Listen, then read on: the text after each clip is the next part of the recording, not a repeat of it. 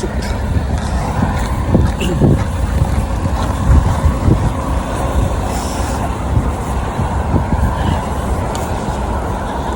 เอาสบายดีพี่น้องเด้อมื้อนี้ก็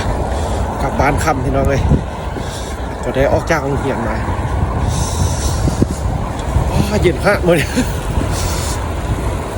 เย็นแห้งพี่น้องมื้อนี้นะมีลมอีกอยู่รัสเซียพี่น้องมื้อนี้นะรัสเซียบ้านลมอีกประเทศรัสเซียพี่น้อง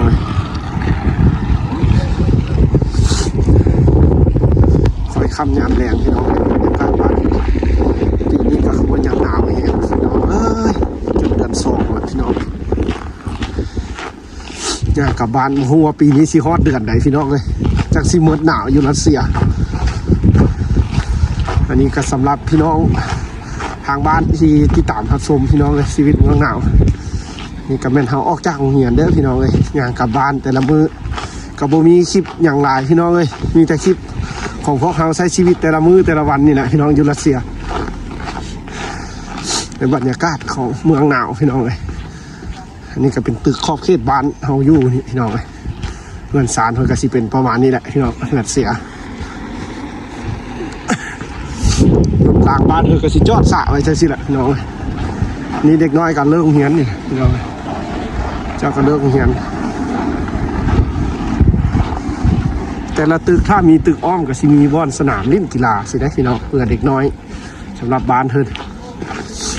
อันนี้ก็เป็นโซนอีกบ้านหนึ่งมองานเท่าเนี่ยพี่น้องตึกงานเท่าจะอยู่ข้างไปหันพี่น้องอันนี้ก็เป็นอีกตึกหนึ่งที่อยู่ใกล้กับโรงเรียนพี่น้องเลยว่า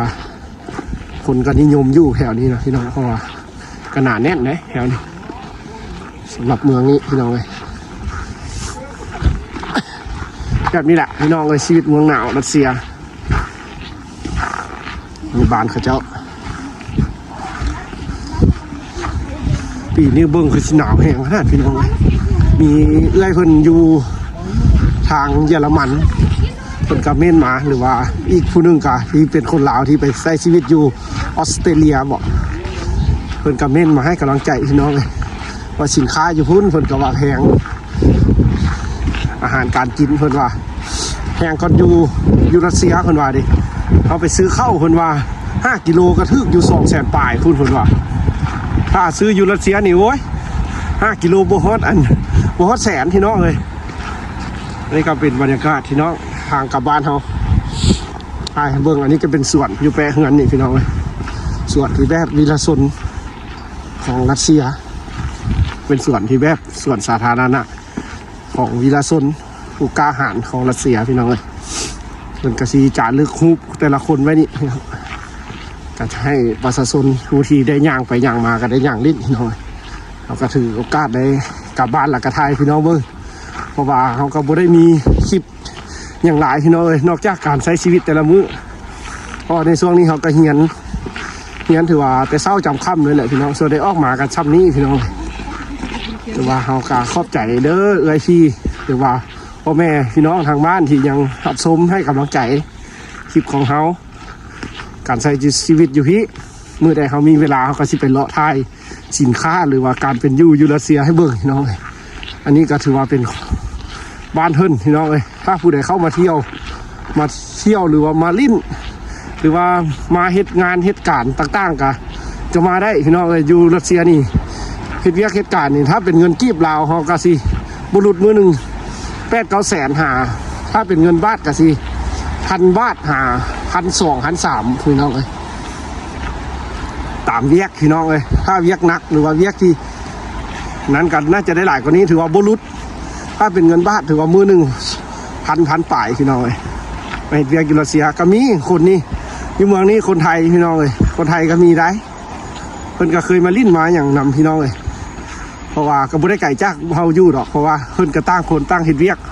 เพิ่นก็ดนถ้ามือพักเวียกเพิ่นจะได้มาลิ้นนำพี่น้องเลยอันนี้ก็ถือว่าเขากลับบ้านแล้วใช่เบิ่งพี่น้องเลยอยู่ยามแรงรถคือว่าหลายแถมมือนี่อ๋อ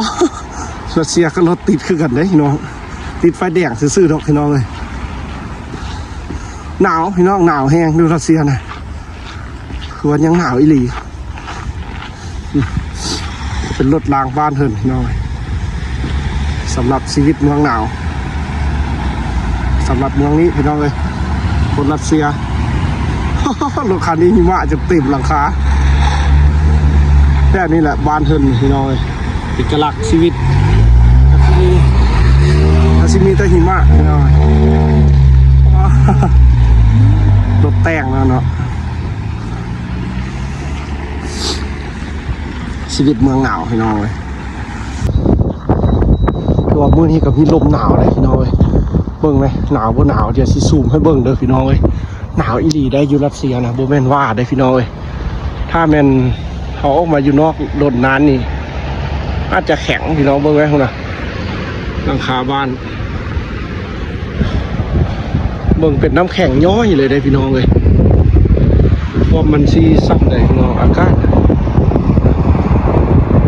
อันนี้ถือว่าเป็นน้ำแข็งย้อยเลยพี่น้องวันนี้นะตัวบ้านเฮินพี่น้องเลยรัสเซียอาจจะถ่ายให้เบิ่งพี่น้องเลยในแต่ละมื้อนี้ก็-18 องศาพี่น้องตอนนี้มีลมอีกพี่น้องเลยแต่หิมะบ่ตกคันหิมะบ่ตกจะหนาวเมื่อใดหิมะตกนี่ถือว่าเป็นอากาศที่ดีพี่น้องเลยสำหรับรัสเซียได้ ว่าเป็นวิวน้ำแรงพี่น้องเอ้ยถ่ายให้เบิ่งการใช้ชีวิตอยู่รัสเซียพี่น้องเอ้ยความลำบากก็คือหนาวพี่น้องเอ้ยบ่ฮู้ว่าปีนี้สิหนาวฮอดเดือนใดพี่น้องเอ้ยแม่นปกติแล้วแม่นฮอดเดือน4 เมษาพฤษภาพุ่นแหละพี่น้องเอ้ยจังสิหมดความหนาวจังสิหมดหิมะพี่น้องเอ้ย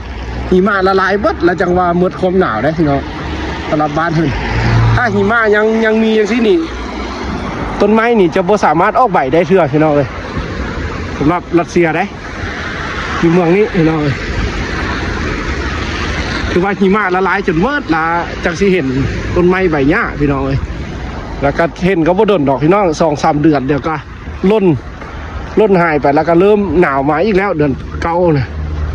เดือน9ก็เริ่มมีลมหนาวมาอีกครั้งคือว่าบ้านเฮิรนนี่